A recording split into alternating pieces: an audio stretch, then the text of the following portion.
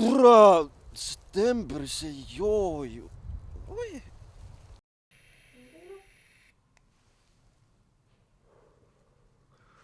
Oktoobris ei suitseta. Novembris ei vallatle. Mjau.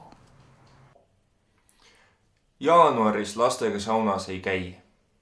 Aprillis peale ei tee.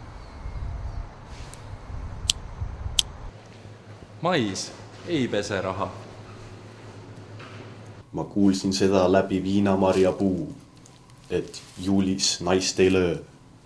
Super ei. Juunis purjus päi ei sõida.